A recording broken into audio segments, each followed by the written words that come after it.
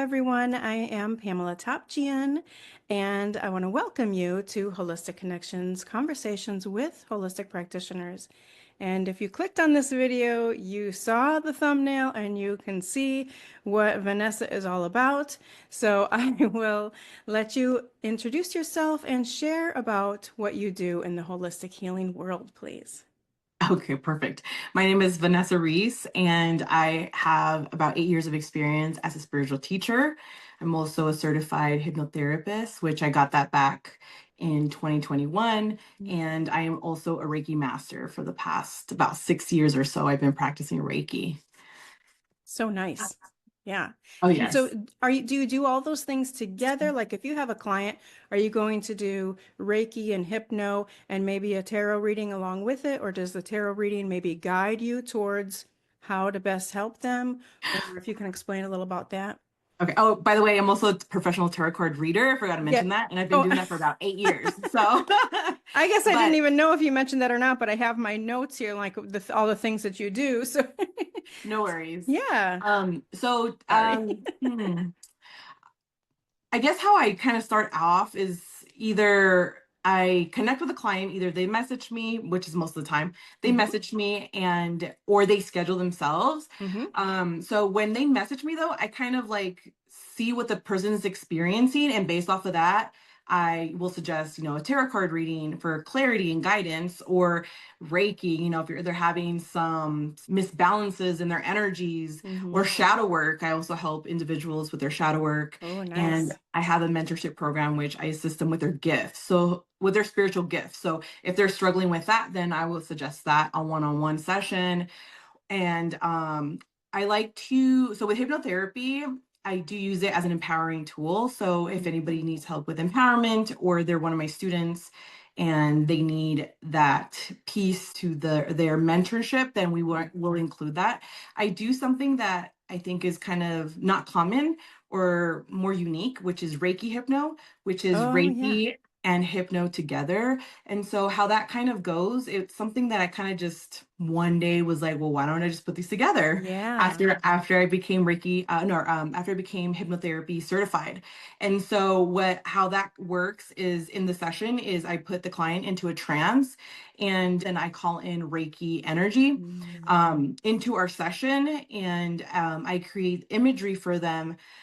I wing it. So when I create the imagery, it's just something that I channel. Yeah. It's different for every single client. As a hypnotherapist, it's usually different for Hmm. every single client, but Right. I do wing it and I just channel whatever the client needs. Of course, I do an interview just like I do for hypnotherapy, where I interview the client and I ask them what their struggles are and what is their goal for our session. And so that is something that I do beforehand, but I do just Yeah. channel. I also have done group Reiki hypno sessions, and Oh, that's okay. been very powerful. Nice. um, I've gotten really, people kind of like vibing their way out, like they're just vibrating their way out, as Yeah. after our session, after the group session, which is a fun experience. But yeah, that's pretty much, we kind of go on based off what the client needs at the moment and then go from there. Yeah. So, Awesome. So you mentioned, some group Reiki. Do you do mostly one-on-one or mostly in person or mostly online? How are you seeing your clients? most of my clients is on a Okay. one-on-one session. I've done a couple of group sessions, Hmm. which have been very transformative. And then right now, I'm doing a lot of distant Reiki hypno or Yeah. Reiki hypno, whichever the client prefers and whatever they're comfortable with. That's another thing I do Yeah. take into consideration. But I used to do more in person Sure. and Yeah. one-on-one, but now I'm kind of like going more into a virtual Yeah. working with others, but I am trying to get back into doing more group Hmm. events or in-person one-on-one. That's kind of Yeah. my goal right now. Yeah, that's so great. So, what do you think some of the biggest misconceptions are about all of the offerings that you have? Do people come to you with some sort of myths or misconceptions or things that they've heard? Yes. Yes. So for tarot, it's usually people are that are anxious or just like, you're not gonna tell me someone's gonna die, right? And I'm like, I am not gonna tell you that someone's gonna They're so die. scared of So that death card, and it really is not a bad thing. no, Yeah, right. definitely. Right. And so usually my first time clients, I'll let them ask all the questions and concerns they may Yeah. have. And I do clarify I only work with light beings, and Hmm. if any of my students, when I'm doing a mentorship, are just not okay with me, I work with like Archangel Michael, I work with angelic beings, I work with ascended masters, and if they're not comfortable with that, that is perfectly fine. We will not include Yeah. any of those beings, and we just work with the universe or their higher self, and that's perfectly okay. And so, another myth, especially when it comes to like hypno, I feel like people kind of like second guess hypno, and they're just kind of like, I don't really know what that's about, Yeah. is that I will control them or make them do things that they don't want to do, or Right. scary things like go murder people or become serial killers, right? So Yeah, the um media has really done hypnotherapy a real bad reputation through some of the movies and even some shows. And it's too bad because hypnotherapy is so powerful and it's just made people so scared of things like that. Like, what is she going to make me do? Or is she going to completely control me? Or am I going to remember it? Or am I going to go out and then do, like you said, I don't know about murdering people, but even, just things they wouldn't normally do, they feel like they don't have control over themselves because of a lot of those things. I've seen movies and things where like people are almost, like zombies after a hypno session, in the movies, and it's really nothing like that at all. So know. yeah, and this is part of the reason I'm doing this is so that people can learn about these different modalities without having to reach out to a practitioner, but to just learn about all these different modalities, and then they can decide for themselves and make an informed decision, right? That's so important. Yes, it's very Yeah. important to educate yourself and Yeah. do the research. But hypnotherapy, like you said, is such a powerful tool. It's personally Hmm. transformed my life. Yeah. With anxiety, stress, like, it's just been such a block remover, because that's kind of like Hmm. I also use it for myself to remove blocks Yeah. of fears or whatever you're trying to manifest or create for yourself. But it Yeah. is such a powerful tool. And, your subconscious is highly intelligent and will always Hmm. try to protect you. And so, you know, you are aware of what's being said and the imagery that gets created. Some people are good at visualizing, others are not so well, but Yeah. they can still have a transformative. Right. That's another thing too. Like, will you be able to put me in a trance? So Yeah. it's like, they'll have those transformative moments, whether you are a really good visualizer or not. Visualization. Yeah. Yeah. Yes. I don't know if that's a word, but throw it out Visualizer, I there. think it is. Yeah. Yeah. And so, with Reiki, some people are afraid of like, oh, I heard it's demonic, from, Hmm. my church or whatever. And what Reiki is, it's the life force energy. And I'm just a facilitator. So I just kind of make it Right. known that I'm just a facilitator of that energy. It's not my energy, it's the universe's energy. And I'm just guiding that energy in the areas of our spiritual body, emotional body, mental body, physical body, where it needs to go, Yeah. and to kind of just remove any heaviness, cold spots that may be in your body, because if we're not okay and functioning as a whole, then we're not okay Yeah. on any of those levels or In whatever. anything else. Yeah. Absolutely. Yes. Yeah. Reiki is also so powerful. Absolutely. And I have heard people be scared. You said that people think that Reiki might be, demonic, but there's people out there that feel like hypnotherapy is as well. I don't know if you've heard that, I haven't heard but that one, but it doesn't surprise yeah, me. people are confused about their subconscious or their unconscious mind. So, yeah. Um, so how did you first become interested in all of this? And was it one thing and then because you have so many offerings that it's like, is it this or this or this, or did it kind of all at the same time kind of a thing? So back in 2016, I had a big spiritual awakening. Mm, And so, and in that spiritual awakening, what kind of happened to me was that I just felt a spirit, and I've never really had any paranormal experiences before this. But in hindsight, when I look back, I did. But at yeah. that time, I was like, I don't see ghosts. I don't, have things moving around my house, or feeling, spirits inside my house that are looking at me or whatever. And so one day I just kind of went to the store, and I felt like somebody was in my car, and there was nobody in the car with me. And so the spirit revealed itself to me. And back then, like, spirituality, our spiritual gifts, was not something that anybody really talked about back in 2016. So it was really a time of, I can't just look on Instagram and look for a spiritual teacher or a Right. Reiki practitioner, or a psychic medium. Like, Right. it wasn't a thing. So it's like, at the beginning of my awakening, it was almost like I had barely started getting to know, like, crystals. That was like kind of like my first thing, like crystals, like how to clear my space, like these things kind of just popped up for me, and then I woke up in that Yeah. spiritual aspect. And shortly after that, I had mentioned that it was kind of hard to find someone in my area that would help me with this spirit, because after I it revealed itself to me, like, it was there. I would wake up in the middle of the night and I would feel it in my room, and I'm like, is Mm. this like a bad spirit? Like, what is happening? I have no knowledge, don't know what's happening. And so I was afraid. And so, I kind of tried to Google it, and nothing would come up for me. And so I'm like, kind of like, well, I need help. And so about 2 to 3 days later, I had a coworker come up to me and was like, "Hey, I don't know why I need to tell you this, but my mom is a clairvoyant."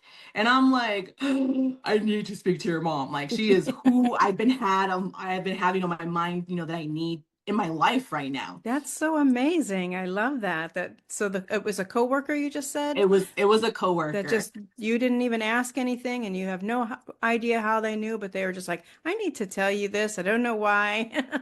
That's Yes. awesome. Yeah. And so she gave me her mom's number, and I scheduled my appointment. So within a week of me seeing the spirit, I was like at her house, in her office space. Yeah. By like that point, I was like, I need to see you ASAP. Like, I don't know what it Yeah. is. I didn't even ask for prices. I was just like, I just need help, okay? Because I can't sleep. There's this thing here. I don't know Yeah. if I'm going crazy. And so when I went to my appointment and I met with her, I remember as soon as I hit her front door, I just felt peace. It's like all the energy just stopped, and Mm. you can see like the little lint, like, in the air. And I'm like, oh, this is very interesting. So once I sat down with her and I kind of told her what I was experiencing, she's like, oh, it's just an earthbound spirit that needs to be Mm. crossed over. And I'm like, okay, perfect, and all my problems will just fade away and go away. And she asked me, she's like, why it's following you around, or why it was following you around. And I was like, no, I don't know. I just happened to pass by, like, where it was at, and it just followed me. I'm not sure. And she's just like, well, you have spiritual gifts. And I was like, wait, me? Or the person behind me? Or what's happening right now? Right. Who are you And she's talking like, to? yes, you. And I'm like, oh. But, misconceptions, right? I'm like, well, aren't you supposed to be born that way? Like, how does this all work? And so at that point in my life, I was already searching. I felt like I was looking for something that I needed to have in my life. Something was missing in my life, and I couldn't really pinpoint what it was. And so as soon as she said that, it just clicked. And I'm like, maybe this is what I've been looking for or searching Yeah. for, or maybe this is it. She tried to explain to me what a spiritual awakening was, and how when someone experiences a spiritual awakening, everything gets amplified. And so shortly after that, I started experiencing a lot of things that I never experienced in my life. Like, I could physically feel other people's pain. Yeah. I started interacting with more, people who are spirits, so, dead people and Right. beings. And I started experiencing a lot more things that I was definitely going to need help with. And Yeah. so back to the session. She's like, you are actually a student that's assigned to me, and I would like to mentor you. And I was like, okay, sure. How much is it? How much is it for today? And she's like, absolutely free. And I'm like, Wow. what? She's like, yes. So she was my first teacher for about a year and a half, and she taught me how to clear my space, how to protect myself, how to shield myself. And that's actually also what I help my clients to do. I don't Mhm. do so much mediumship like I used to before. Mhm. I still have the capability, but it just doesn't happen so much or comes Yeah. comes up for me anymore. But as far as like physical pain that I would feel from other people, as far as like seeing a lot of auras, I started seeing a lot of auras and energies, and that's diminished over time, but Mhm. still very capable of tapping into that and doing Mhm. those things. But um, so yeah, that's how I started. And she was actually a Reiki master. And she told me one day you're going to become a Reiki master. And so years later, I did. And I was certified through her. Wow. And that's how I kind of started with like tarot right away. I learned tarot like 2 to 3 weeks in Mm. such at a fast rate. I Because just you started. already had all that spiritual stuff going on and that awakening and that awareness that you need to put into tarot to be a good tarot reader. Yeah. So that Yeah, it makes just sense to me for was sure. wide open. I was just Yeah. so wide open and so sensitive during that time. I was just a Yeah. sponge. And Yeah. so within a couple of months, I started working, getting demonic forces or dark forces out of people's homes. And so that's also something that I also do. I don't go so much to people's houses anymore, but that is also one of the services that I do provide is Mhm. clearing, cleansing homes, people, places, businesses. Yeah. And so I got all my tools from her, which I'm very grateful for and stand in Yeah. gratitude. Yeah. Because of her, I wouldn't be where I'm at right now. And hypnotherapy was kind of something that fell into my lap. It was Mhm. something that I was like, you guys want me to do hypnotherapy? Okay, bring me the money. And that money was there within a week. And I was like, all right, well, here we go. I dove right into that. Just like So the coworker. yes, I'm It's like, all like right, you want me to everything's coming to you. You just, yeah, like, okay, bring okay. it? Yeah. um, How would you decipher between between a professional tarot reader and somebody that's not so professional? What kind of makes that difference, do you think? I think experience and Mhm. right away I didn't call myself a professional tarot card reader. Yeah. I was just kind of like, who wants their cards read for Right, free? right. And that's what we hear a lot, and that's why I was asking because I guess it depends on like the algorithms and stuff, but I see a lot of tarot readers just on different social media and coming across my feed and even YouTube and stuff. There's a lot of tarot readers. I don't usually hear people refer to themselves as a professional tarot reader, and so I was just curious as to kind of what that difference is. And a lot of people are just like, yeah, I read cards, or I can read cards, or do you want a reading, or stuff like that. But I didn't know if there was some major difference. But that makes a lot of sense, just having a lot more experience and yeah. Charging for services, and Mm-hmm. yeah, I just found it fitting. I don't know if it Yeah. was just something that clicked for me, and I'm like, okay, well, that's what I am, a professional tarot card reader. That's what Yeah. I do for profession. Yeah. So Nice. Nice. And you're divinely inspired by Vanessa on all the social media, and we'll put all those links below. perfect. And yeah, so anything else that you would like people to know, or anything else you'd like to share before we get going? Um, I guess like something I would like everybody to know, and I know it's like at first the unknown is scary. Yeah. And you are a lot more powerful than what you may have thought or the world has made you perceive you are. But we are all children of God, and we all have the power and to create the life we want. You just really have to believe in it. And there's going to be good times and there's going to be bad times.